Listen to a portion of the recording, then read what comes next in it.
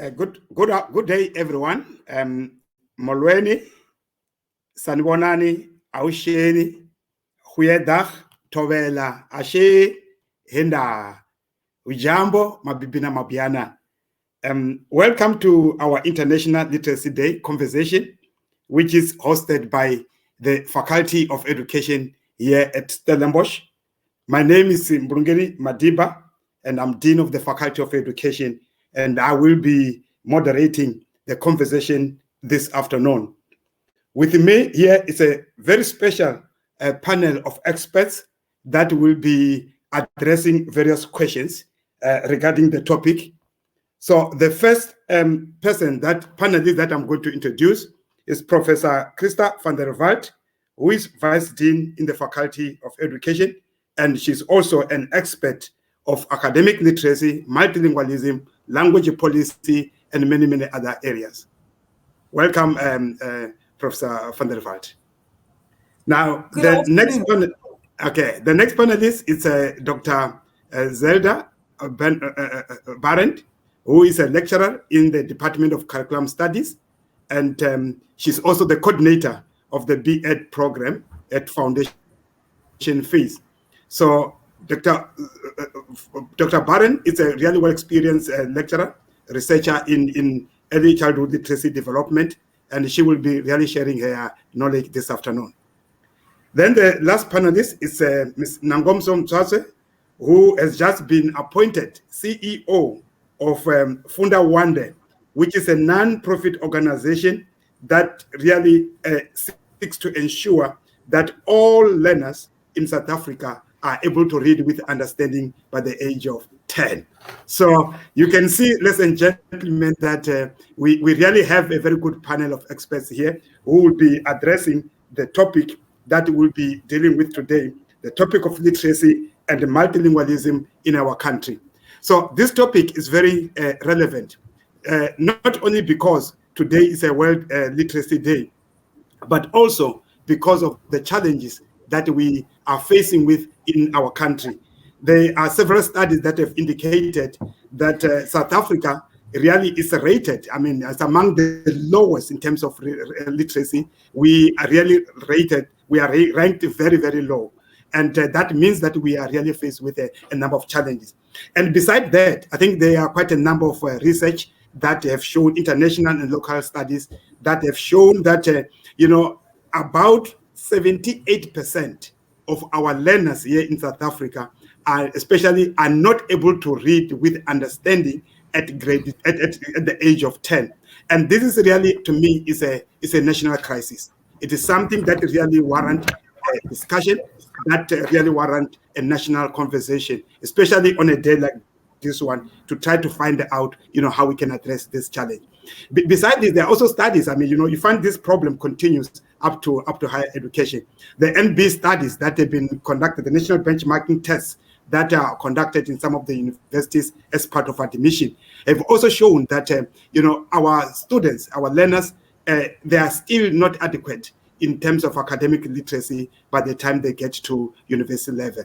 So I think today this challenge, raises questions of theoretical, methodological, and practical nature. So how theoretically we really need to understand, are there theories that can help us to be able to understand, the nature of this problem, how we can address it, what are kind of the methodologies that we can adopt, what is it that we're missing in terms of teaching literacy in our country.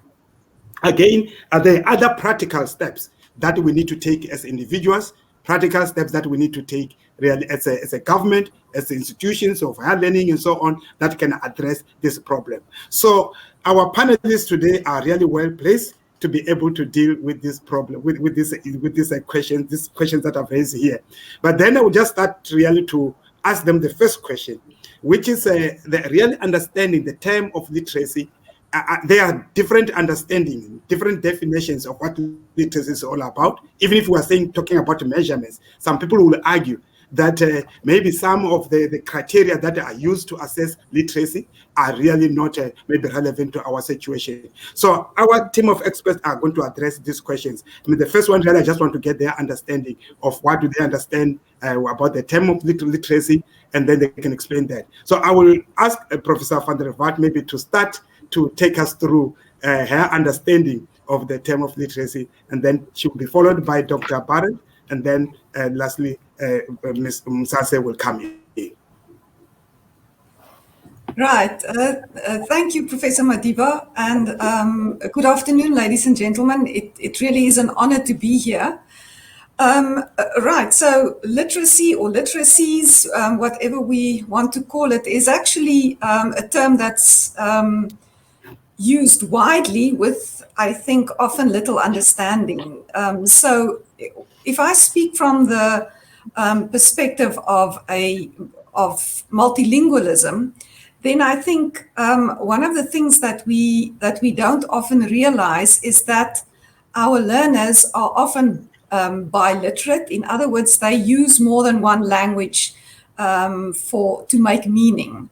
So when the learners enter school, they've already got some knowledge of different systems and different language and literacy systems, and I don't think we often exploit that ability.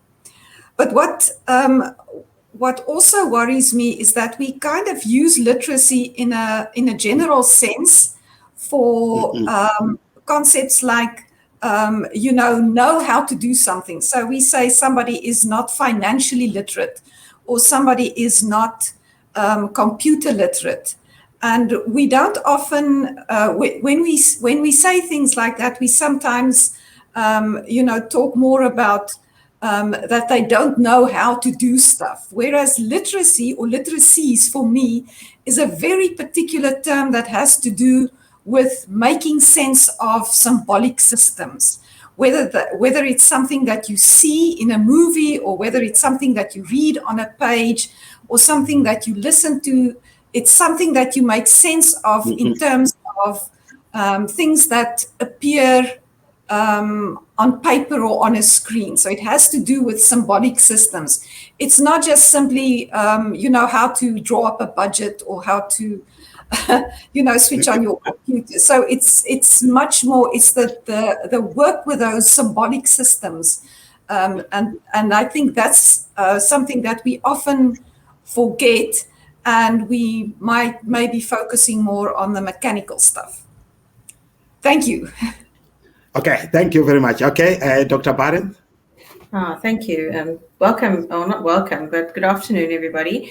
Thank you to Professor Madiba and Professor van der Walt, who's just explained to you what literacy is. I would like to latch on to what Professor van der Walt has said. To me, literacy is an encompassing term. There is this traditional interpretation that it refers to the ability to simply read and write. That's what everybody assumes it is, but it's a lot wider than that. But we've also got to remember that literacy includes and refers to how people engage with language and to construct things, to acquire knowledge, to communicate, and then essentially to make meaning of their surroundings and everything that's within their surroundings. So if we think of literacy in young children, we've got to remember that a child's journey, or a learner's journey, actually, it's their journey to literacy begins from birth already. And their literacy ability should be nurtured through families and communities, because that's where they initially engage with. Language is also something that I like to use the term or the metaphor that it's something that we give to children when children are born, because we're speaking a certain language when they are born. So in that engagement, they are becoming literate. Then we've also got to think about literacy in the schools. Like Professor van der Walt has said, there's a foundation that has been laid, and we should not ignore the those funds of knowledge that the children come with, because primarily in the foundation phase, the literacy development shifts to a focus on teaching children the skills they need to read and write. Okay, over to you, Nangamso. Okay. Okay, Nangamso. Okay. Well, good afternoon, everyone. Thanks, Prof Madiba, and as well as Prof Walt and Dr. Zelda Barnes. I think this is probably what happens if you are caught third on the list, that everyone kind of steals your, or not steals, but all the ideas have been shared. I'm very glad that I'm part of a panel or, a discussion where we all seem to have similar views or understanding of what literacy is. The only thing, Prof Madiba, I'd like to add is, for me, every day is a literacy day. Yes, we spend the 8th of September every day celebrating or at least raising awareness to literacy. But a very quick one on this question is that just taking a step back, is that people need to be having basic literacy skills to function as an active citizen in any way or shape or form. So just highlighting on the criticalness of unpacking this and understanding it from both research, from policy perspective, from practice perspective. Zelda spoke about the community, very critical. But in terms of what I understand about literacy, I'm completely on board with the panelists, but just also to highlight that every day is a literacy day. Yeah. Thank you very much for all this input. So it's very clear that, it's really a narrow view to literacy, where, as the panelists have indicated, the focus is on skills, writing only, the ability to write and so on. But I think I like this, the broader view that literacy, we should really look at how learners are able to make sense, how are they going to make meaning, and it's also very fascinating. What Dr. Barnes is saying, that, it's something that usually we think literacy starts at school, but this is something that is really right from birth. A child is started to really make sense of the world around them, and this should continue to school. But then the question is now, if that is something that starts from birth, if we are all born with literacy, where does the difference come from? Where we have, certain countries known to be advanced better than others, South Africa not doing well, our learners not able to read at the age of, with meaning, not just reading, but just reading for meaning or reading with understanding at the age of 10 or grade 4 or grade 5. Now, what is the problem? Where are we getting it wrong as a country or in our education system? So, can anyone start? You can start again. We can just follow the same channel. Yeah. Anyone can come in there. Well, I think in terms of those international studies, the biggest problem is that they are all conducted monolingually. So because we remember South Africa does badly on those tests, or did badly on those tests, in whatever language the children were assessed in their so-called home languages, and we know what a problematic concept that is. So, but they were tested monolingually. So my question is, how would they have done if we had tested their vocabulary knowledge, for example, or their ability to make sense of texts by using all the language that they have available? And I know that those tests are not easy to set. There aren't many examples of tests like that.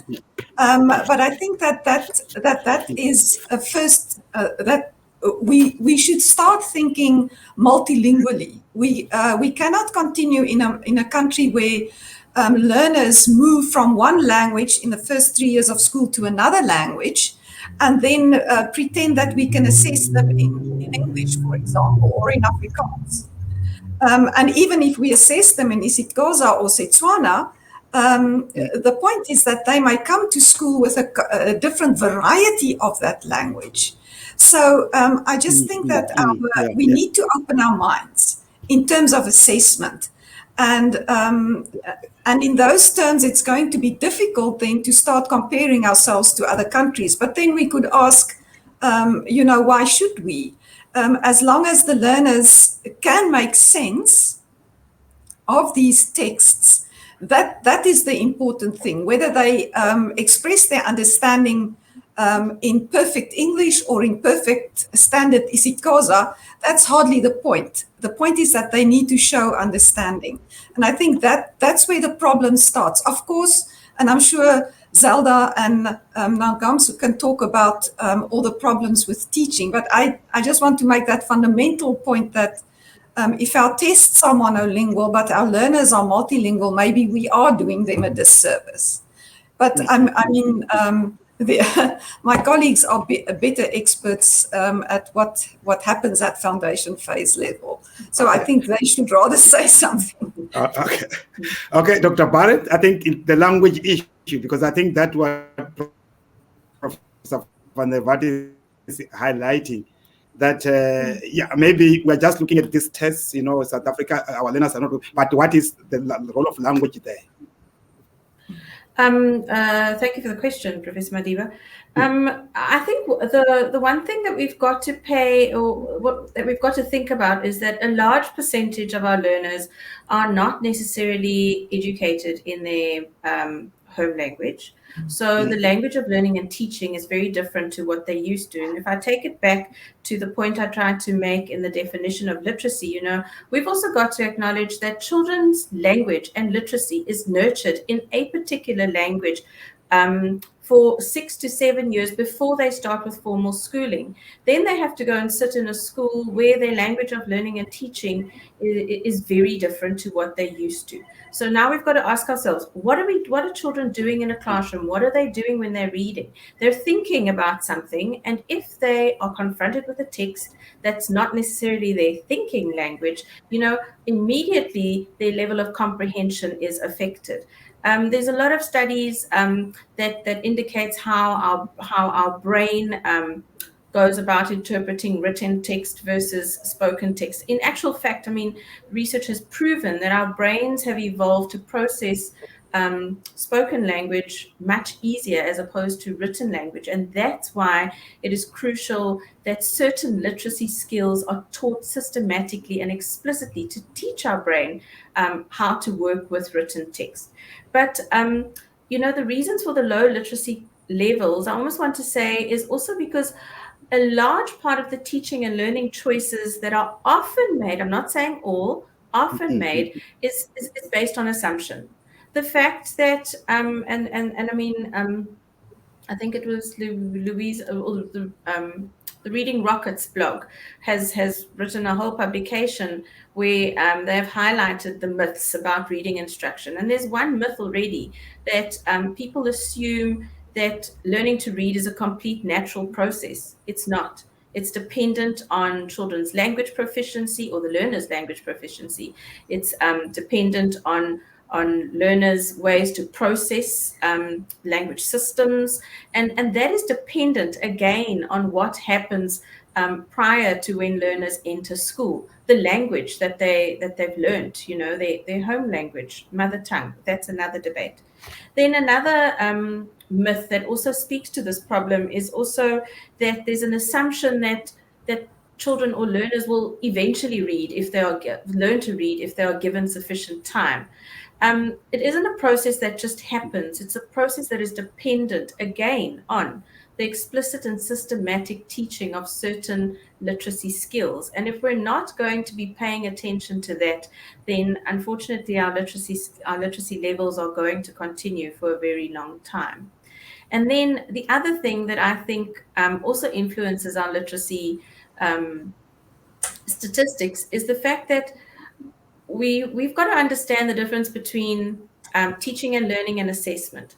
If something is not taught in a particular way, it cannot be assessed in a different way. Our teaching and our learning and our assessment, they need to be aligned. That's a fundamental principle of teaching and education. So now we maybe should go back to those tests and do an analysis. The assessment, is it speaking to how things were taught in the classroom, and is the teaching and learning that is happening in the classroom aligned with how things are assessed, with these tests that we are leaning towards when we're looking at for statistics. That's all for me, and it was a mouthful, Nangamso. I think there's quite a lot of issues. I mean, when it comes to language, and we might come back to unpack some of these. There's a classic one that when you talk about the types of assessment, a very classic one, the ANA assessment, and came across a very, very nice extract, from there. The question was asking, I think grade 3 learner, write 5 sentences about how you spend your playtime at school. Use the correct punctuation and so on. So the assessment language. Then the learner says, first sentence, rain. That is how they say rain. Siyajala, siyatenga, bese siyadya, bese singena emaklasini. I mean, the kid got wrong on all of those things. I mean, that was the marker put wrong. But if you think, is this child not making sense? It's the question is in English, but I think the way the child is answering here, basically, I mean, the tense is very complex kind of reasoning that is coming in there. But I think, like you are saying, it depends on what language are you assessing, whether if the English language was English, then the marker just say, no, that's not literate. That the sentence don't make sense. So, I mean, I think this is an issue that we can debate, I mean, on and on. But Ms. Mtsatse, maybe you can come in and add a few issues. Sure. Okay, yeah, sure. So, I mean, interesting points that has been raised on this discussion, and probably in some instances where I may differ or probably challenge Prof. Christa van der Walt, particularly on the issue of multilingualism. And to say, is it something that applies across all South Africa? Some of the work that we've done shows that it's heavily dense in pockets of South Africa. For instance, if you do go to Eastern Cape, the typical language that you will find there is isiXhosa, and probably then the learner will then also learn English. So I think there are spaces or pockets of regions in South Africa where you do see multilingualism, but also perhaps in some instances bilingualism. So just a point, or just sort of something I'd like to just bring across there. And on those assessments, if you think about how much government spends on education, 388 billion goes to education. And the typical history of government assessment is that it's only just 5 years, probably 10 years ago, that there was a focus on foundation phase, intermediate phase.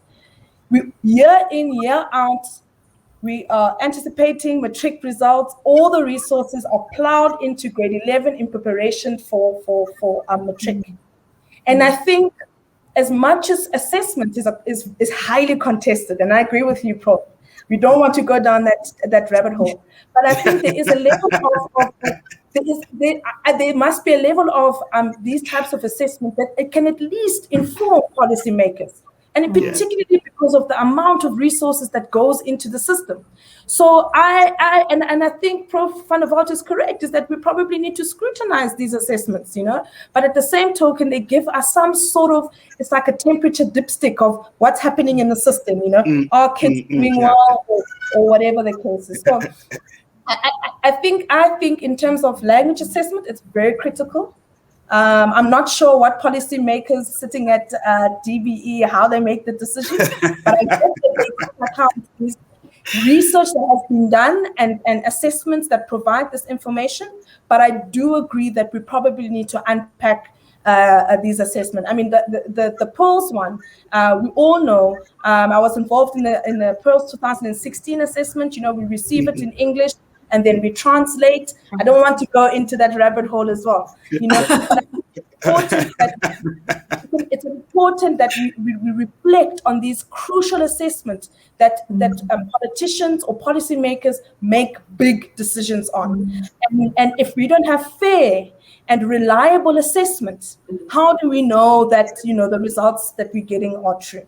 So that's the only thing on that assessment. And I suppose, like everything, we want to tackle the problem as soon as we can. I mean, someone like me who works in the foundation phase, I'll tell you, the sooner the better. And I think some of these things are historical, and there's multiple complexities that are influencing probably where the wheels came off. And we probably need to organize a separate discussion on that. But just to add on the comments and the points that have been made already. Okay, Dr. Barron, yeah. Okay. Thank you. I agree with Nangamso, but one thing that I think we should also think about is also the texts that are used in these assessments. How contextually relevant are they, not just for the districts, but also for the learners? One text given to how many millions of learners, where we're only interested in how they are faring with reading those texts, but we don't spend some time thinking about how a learner could actually relate to this text. Is this text relevant for each and every learner in this country when we will be doing these assessments? Because contextually relevant teaching and learning is something that will inform, how our learners actually do for these literacy tests as well. Okay, no, thanks so much. So now I think this brings us to the real big question of multilingualism. 11 official languages. A parent wants to send his or her child to school. Now, what do I do here? Yes, there is a language problem. For you to develop literacy skills, you need to be proficient in a particular language. Not just proficient. I think there is certain kind of proficiency level, the threshold that is required for one to be able to function academically or function in an academic setting. Now, what is your view? There are two views. Your view on multilingualism really. Do you see it as a resource? Do you see multilingualism really as a problem? Because they are different views in the country. We've got these different languages, but still we have got this literacy problem. Can we really draw on from multilingualism as a resource, or really it's another problem? So who want to start? I think I don't want us to start from. I don't want to start from Professor van der Walt only. Maybe who want to start? I can start with yes. Let me start with Ms. Mtsatse from this side. Yeah, no, I can come in, but I'm particularly interested in Prof van der Walt's response. I know she's done a lot of work and a lot of research on this topic. But the only thing, Prof, in response to that, like a parent needs to send their child to school, my view is, unless there is some sort of economical incentive for being multilingual, right?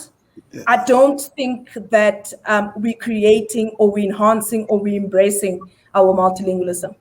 Parents still would prefer, even if they can't afford, if you walk down the street, just tap on a random parent and be like, if you had a choice, what Walt school would you send your child? And I bet you the last cent in my bank account, they will say English Walt school, because my child will then be expected to study in English. When they go to the workplace, they're going to need to communicate in English. So as it stands, as though, yes, in our policy, by paper, we embrace it.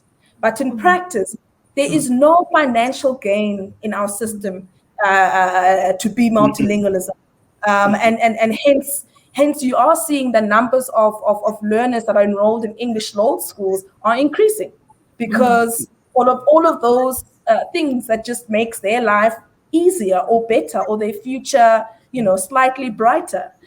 So for me, it's thinking of ways how to and probably forcing people is also not the right thing, right? But how do we incentivize? How do we actually live, breathe this multi? Is it merely just you get an option to learn in your home language? Oh, we just translate all of the official policies in all the languages? Is that what embracing multilingualism means for us? So yeah, so that's the only point that I would just make there. That as it stands, there's absolutely no, or at least economical gain to be multilingualism in our country. Okay. Dr. Barrett. Thank you, Nangamso. I like what you say. I share your opinion too. For me, but for me, if I think about a classroom setting, multilingualism is actually an opportunity and a resource for the children, for the teachers. I think teachers find it difficult because they're not necessarily, they don't necessarily have all the knowledge and the skills to facilitate such learning spaces. I think for some teachers, it's often imposed on, especially if you think of what's happening now in communities around us, where schools are changing their language of learning and teaching to English, for example, because of the need and this assumption out there, that the children must be schooled in English. And that brings about other problems as well, which contributes to our literacy crisis too. So we will have to continue building, to develop teachers who are able to function in such spaces, because it's important also that teachers and schools, when they make this move and make this choice, that they spend some time to also develop inclusive learning spaces, because you won't necessarily have successful teaching and learning where language is concerned if your learning space is not conducive for multilingualism or even bilingualism. Okay, thank you very much. Professor van der Walt, I think you can summarize. Yes, I'm sitting here. Yeah, I mean, I agree absolutely with everything that my colleagues say. And I think that, all our policies would, if you analyze the policies, multilingualism is definitely a resource, but when you get into the classroom, it's seen as a problem. And I mean, it's, for me, it's not so much about, incentivizing in financial terms. I think we have to shift the parents' minds. Because our workplace isn't English. I mean, you can go into a law firm in Cape Town or anywhere in the Western Cape, they speak Afrikaans. The big government departments, they certainly don't speak English. So I think there's, we need to change parents' minds. And it's important because I think we'll get more parental engagement if they know that they can come to the school and they can use whatever language they feel most comfortable with. I read an article the other day by a student or by an academic who did a study of parental involvement in schools. And they don't want to go to the school because then they know they have to speak English and they're not comfortable speaking English. So, it becomes a real barrier in terms of parental engagement. And we know that is crucial for children's success, also in terms of literacy. But I think more than that, if we look at our teacher training programs, we have in the two B.Ed programs that we offer, we have 5-credit module on multilingual education in the 3rd year. And I'm not suggesting that we make, that we have more modules, but I think that multilingual idea needs to be infused in all the other modules. How do you teach mathematics multilingually? Yeah. How would you teach social studies multilingually? So it really is a mind shift. And we need to remember that, there are different kinds of multilingualisms or different kinds of bilingualisms. And the bilingualisms or the multilingualisms that we value are the ones where English is in the mix. So if you are a multilingual person using Afrikaans and isiXhosa, that doesn't count as much as if you had English and isiXhosa. So we need to recognize the value of English, but within that mix, within the multilingual or bilingual mix. I just use multilingual for everything, but I mean, in that sense, we need to recognize the importance of English, but as part of that, of that mixture of languages. Yeah. Look, I think really you are right. Neville Alexander said, English is unassailable, but unattainable. Because I think this is the reality that we are facing. In as much as people's attitudes, they've got very positive attitude towards English, regarding English as the language that provides job opportunities. I mean, in some cases, English is regarded as a language that, if there's drought, is a language that can bring rain. It can bring, it's all sorts of things that English can do. But I think the reality is that, English is unattainable as the proficiency, the threshold levels that are required for learners to be able to be functional, especially when English is just a school language. It's not even a home language, like Professor Van Roof have said, that at homes, at workplaces, people are not speaking the English like we are doing at school. So I think these are tensions that we are facing. I don't think it's a question of either or. I think both. We need both English and so it should be inclusive. Multilingualism, as Dr. Barend have said, it should be inclusive, but we need both of them. But the question of saying that English is the only language for university, the only language for I think that is where we really need to rethink when it comes to literacy, whether we can draw on from multilingualism as a professor, all of you have indicated. How do we use multilingualism as a resource? And of course, that's where I think the issues of pedagogies, practicality comes in. How do we teach multilingually when there may be 10 or 11 languages that are in the space? So, but I think you are really spot on to say that we really need to feel multilingualism as a resource, and how the problem that comes with that. So I think when it comes to, because I'm just thinking really in terms of language, really what was, if English was mainly, we know that English is the really is language of school, not used at home. But now during COVID time, most learners, are learning from home. They are learning online. They need the support of the parents. And most of the materials, as I know, as you were saying, most schools are teaching through English. So the whole learning, COVID, what is the impact of that? Where learners are not exposed to the kind of support that they get from school. They are learning from home, and they need to be supported by parents. And some of the parents really are not proficient in English, in the language that they are expected to teach their learner. So I just want to get your view. What do you think? Is the impact really of COVID on learning, on literacy, this is problem that we're talking about now. Yeah, anyone can start. Dr. Barend, I think you want to come in. Gosh, is it my face? Yeah, that's. Well, the impact of COVID on literacy development, I think to unpack that question, we need to understand what happened in the school prior to COVID-19.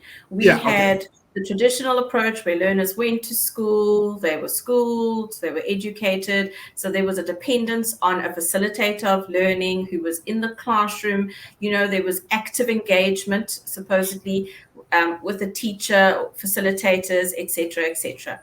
Then COVID happened, and we went into lockdown where kids could not go to school for an extended period of time.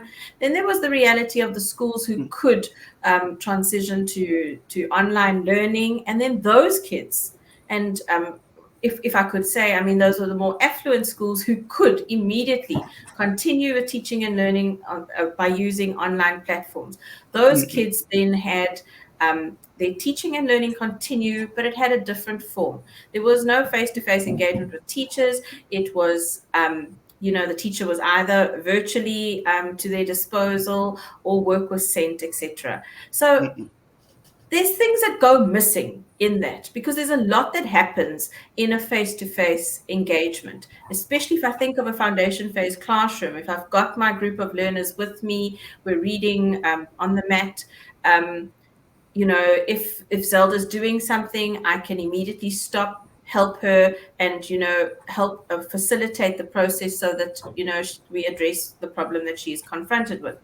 In the virtual world, when we're with online teaching, that doesn't happen. It can't happen, because unless I'm doing a one-on-one lesson with the children, then I could possibly engage. But then also, there's another flip to the coin. What about the learners who did not have access or do not have access to online and virtual teaching and learning platforms? What happened to them? There were cases of teachers driving around to drop off work. And I mean, kudos to those teachers who did it. It took a lot, and there are still teachers doing that.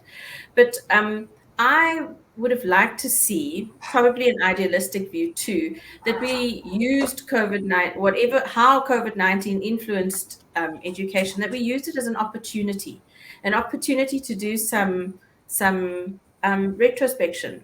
What worked in the past? What didn't work? And can we use this time to think of the evidence-based research that is out there, especially for literacy and literacy development, and use this time to flip our approach completely to how we've been doing things? So it was a crucial opportunity, and I still believe it is a crucial opportunity where we should be doing an analysis of what went wrong or what didn't work so well, and then addressing it in this way. I mean, ideally, I would have thought that, especially in the foundation phase, what if we just did phase teaching post-COVID? Because kids missed out on school for so long during lockdown. If I was in charge and making decisions and sitting in those bureaucratic chairs, I would be the first one to canvass for, right, Zelda Barnes, you're going to be teaching, you're going to continue teaching your grade 1 students or learners, but you're going to take them through to grade 2 when they're ready, and you're going to take them through to grade 3. In that way, you're giving the teacher control of the learning process and helping her or him to facilitate a particular learner's learning. So yeah, COVID has had its positives and its negatives. Yeah. Okay. Do you want to say something on that, Professor van der Walt? We were just talking about that the COVID, the impact of COVID. Yeah. Yeah, sorry, I just had to let the blinds down. The sun was going. Okay, that's fine. I can just agree with Zelda, and I'm wondering what's happening with the grade 2s of this year. And to what extent, the grade 2 teachers are able to catch up, because I'm not. You can't really say, oh, well, all the grade 1s just need to repeat grade 1. Maybe Zelda, you have some knowledge about what's happening in grade 2 this year, because I think that there must be a lot of catching up to do, I suppose. Well, Professor van der Walt, there has been a concerted effort to develop catching up plans for, all the grades in the classroom. But so you were out when I made the point of it would have been a great opportunity if, especially in the foundation phase, if we could have just said to teachers, why don't we adopt a phase approach to teaching now? So if you're a grade 1 teacher, when learners resume back to school in 2020, that grade 1 teacher then follows her learners through right the way through till the end of the foundation phase, because in that way it gives her or him an opportunity to teach the learners and focus on the learners' needs, and then that teacher has 2.5 years to address that if it was a grade 1 learner, or even 1.5 years if it was a grade 2 learner. There is a school who has adopted. I know of one school who has adopted this, and it will be interesting to see what comes from that in the next couple of months. So I don't know, Ms. Mtsatse, do you want to say something on impact of COVID? I mean, from your Funda Wande, what's your view there? Sure. I'm sorry for jumping off for I was held back for a little bit.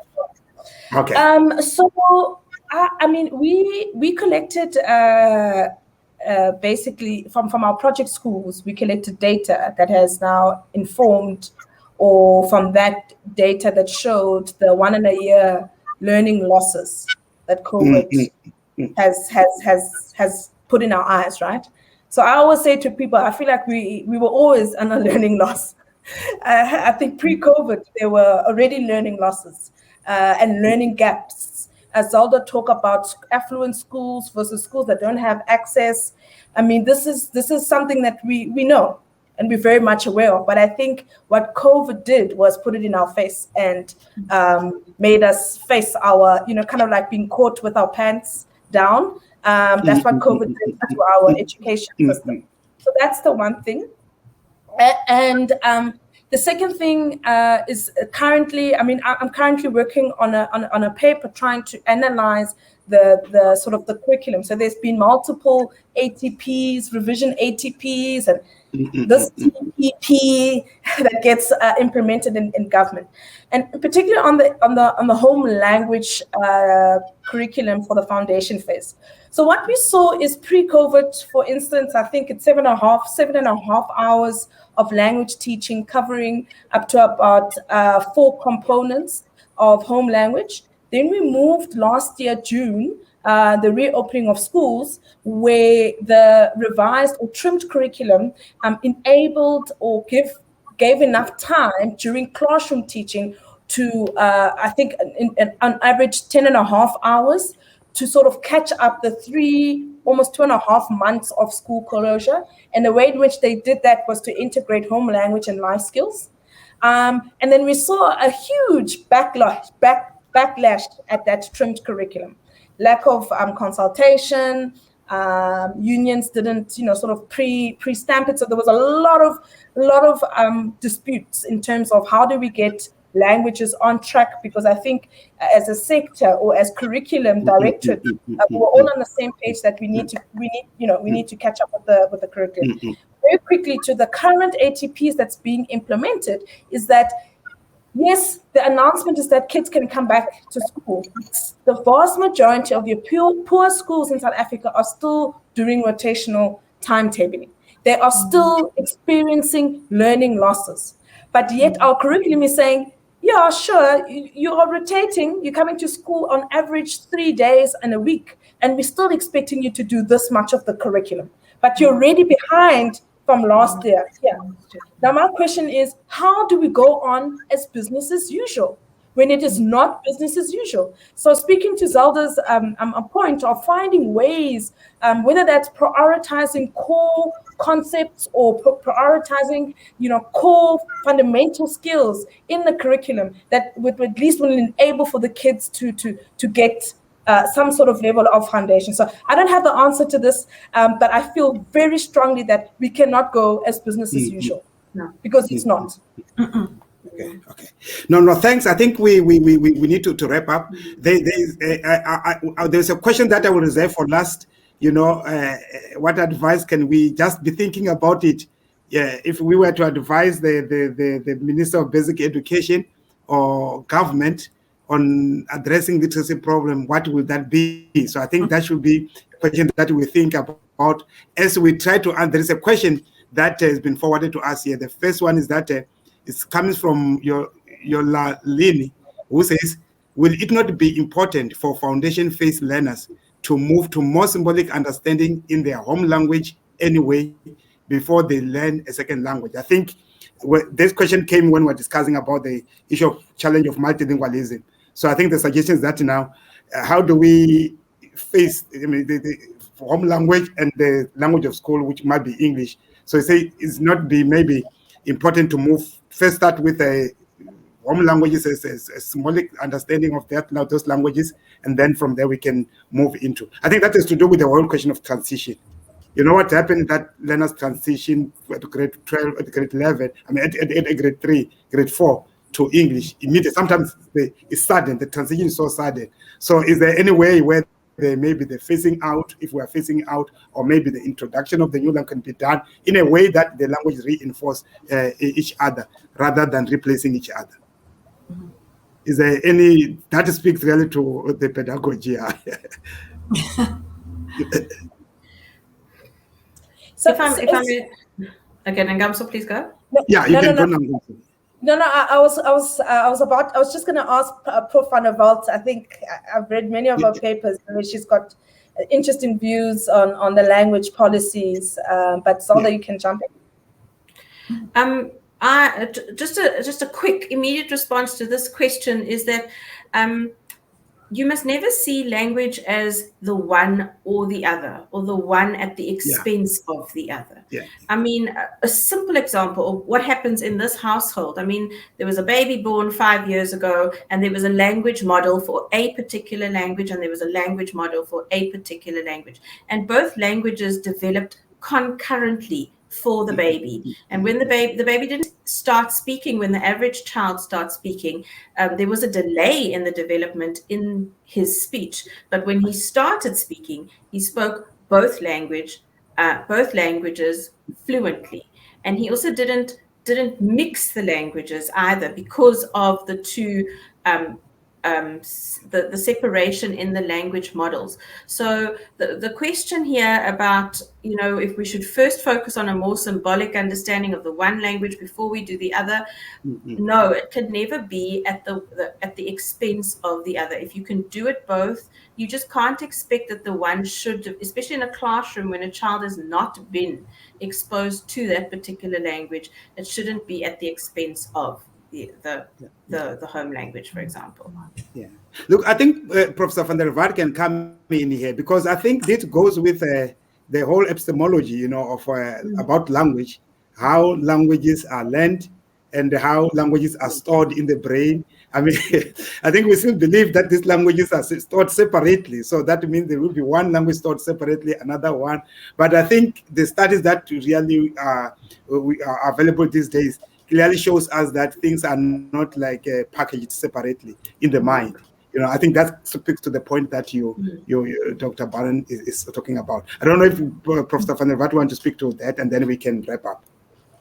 Yeah, I think it's just a matter of you can't, and I don't really think that teachers just switch in grade 4. There is a lot of code switching going on, and that code switching happens, grade 4, grade 5, grade 6. My problem would be with a kind of code switching. I'm not sure that the code switching is functional, but it is necessary. And that is what I mean by when I say that we need to train teachers to do that responsibly, and to use the home language in a way that they build proficiency in the language of learning and teaching. So that is the big challenge. I don't think, parents are not, we can't say parents are, that they're stupid. Of course they know of the value of English. English has this. Yeah. And that's where the majority of the books are published in English, etc., etc. But to build symbolic knowledge, as Adelina said, we need to use the languages. We need to use all the languages that the learners have at their disposal. And it's not necessary for the teacher to know all those languages, but they need to create the space for the languages to be used in the classroom. Okay, so I just give each of you 1 minute just to wrap up. What advice would you give to the minister? Oh, don't start with me, please. I'll start with Mtsatse. What advice can you give? In regards to languages, for the minister would be, put your money where your mouth is. If you value languages, that should reflect on DBE's allocation, resources allocation. That's all I have to say. Okay. If I can have the next turn, I would ask the minister a question, and the question would simply be: is it really important to cross the T's and dot the I's? All the decisions are informed by bureaucracy, and bureaucratic decisions are made at whose expense? So that the crossing the T's and the dotting the I's, who is it for? Yeah. Okay. Yeah, my question would be just empty that curriculum. There's too much in there. There's not enough time for the learners, for the teachers to actually sit and work with those learners. Just empty that curriculum, because just create some space and some time. Okay. Thank you very much, colleagues, for all these ideas. We have to wrap up now, and thank you to all the listeners, people who are the audience that have been watching this interview. The issue of literacy is a challenging one, but really considering the multilingual source that we have, I think we can really go a long way in harnessing that resource that we have. Our people work with the repertoires. It's not just, in every walk of life, multilingual people don't draw from one language only. They draw from multiple linguistic. When we make meaning, it really makes sense. Again, we need to understand that the issue of language, speaks to issues of, who can have a voice, who can able to speak in class. It also goes deep to the issue of identity, which is very, very critical. Because when you're talking about literacy, for somebody to have, it also goes according to the issue of agency, having an agency in learning, being able to drive your programs and so on and so on and so on. So I think it's not really, when we talk about literacy, as we have said, that we need to shift away from the narrow perspective, that skill-based approach, that my child is able to read and write. I think what really matters is how children are able to make meaning, to make a sense of the world around them. How are they able to interpret the world? How are they be able to position themselves in that world? And how are they able to give themselves agency, the role, define what they can play in that kind of world, and so on and so on. So I think the issue of literacy is broader. And I think this is what we've gained here from this discussion. That is a very broad issue. It really also requires government attention. It also requires resources that needs to be put into this whole thing. So I thank you very much for these ideas, and I hope that this discussion is, so those who are going to listen, who have been listening, and those who are going to watch this later on, they are going to benefit a lot from this. So thank you very much for your participation. So those who have been listening to us, please also, use your social platforms. Link this video into your platforms so that the word could spread is much quicker to whatever it can. So thank you very much. Thank you.